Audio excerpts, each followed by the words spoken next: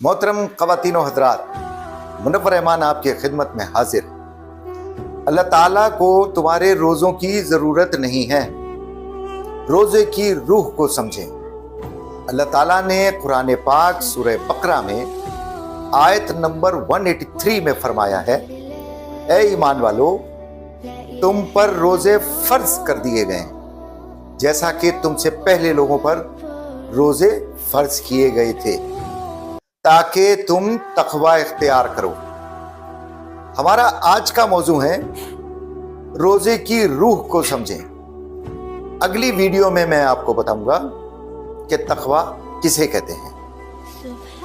हमारे प्यारे नबी हजरत मोहम्मद सल्लल्लाहु अलैहि वसल्लम ने फरमाया है, अगर कोई शख्स रोजा रखकर झूठ बोले और धोखेबाजी करे तो उसको ऐसे रोज़ों की ज़रूरत नहीं है। ये हदीस मुस्लिम शरीफ और सही बुखारी में मौजूद है। एक और हदीस में रहमतुल लिल आलमीन फरमाते हैं, जब रोज़ा रमज़ान में आता है तो अल्लाह ताला जन्नत के दरवाजे खोल देते हैं और जहन्नम के दरवाज़ों को बंद कर दिया जाता है, सरकश शयातीन को कैद कर दिया जाता है। ये भी सही बुखारी में है 1899, इसका नंबर है 1899। एक और हदीस में हमारे प्यारे नबी फरमाते हैं, रमजानुल मुबारक में नेकियों का सवाब कम से कम 10 गुना और ज्यादा से ज्यादा 700 गुना बढ़ा दिए जाते हैं। इसके लिए हमें समझना होगा कि रमजानुल मुबारक का महीना इतनी अहमियत का क्यों है, इसको क्यों इतनी अहमियत दी जाती है। पहले तो हमें रोजे की रूह को समझना होगा। अगर किसी शख्स का इंतकाल हो जाता है तो उसके जिस्म से रूह निकल जाती है। रूह के निकल जाते ही बदन का कोई भी हिस्सा हरकत नहीं करता,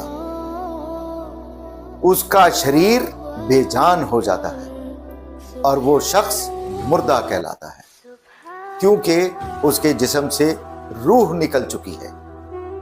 बिल्कुल इसी तरह रोजे की भी रूह होती है। अगर आप रोजा रखकर झूठ बोलते हैं, धोखेबाजी करते हैं, माँ बाप की नाफरमानी करते हैं, माँ बाप के साथ तेज आवाज में बात करते हैं, गुस्से को बर्दाश्त नहीं करते, बहन भाइयों, अजीज रिश्तेदारों, पड़ोसियों का ख्याल नहीं करते, खुद पेट भर कर खाते हैं, गरीब रिश्तेदारों, दोस्तों और पड़ोसियों को खाना नहीं खिलाते, एक दूसरे के साथ इखलाक से पेश नहीं आते, तो आप खुद ही समझ लें कि आपने रोजे की रूह का गला घोंट दिया है। आपके रोजे से रूह निकल चुकी है, आपका रोजा बेजान हो गया है। तो मेरे प्यारे दोस्तों, अल्लाह के नजदीक आपके रोजे की कोई जरूरत नहीं है। कुरान पाक और हदीस की रोशनी में हमें यह सबक मिलता है कि अल्लाह पाक इंसानों से बेपनाह मोहब्बत करते हैं। इसलिए अल्लाह ताला ने 12 महीनों में सिर्फ एक महीना रमजानुल मुबारक मुसलमानों के लिए बनाया है। इसलिए इस महीने का नाम रहमतों और बरकतों वाला महीना है। तो हमें रमजानुल मुबारक में अल्लाह ताला का हुक्म मानना चाहिए। अगर हमने अपनी जिंदगी में जाने अनजाने में ऐसी गलतियां कर दी हैं या कोई ऐसे गुनाह कर दिए हैं तो हमें सच्चे दिल से अल्लाह से माफ़ी मांगनी चाहिए और आइंदा ज़िंदगी में सारे अच्छे काम करने का अहद करना चाहिए।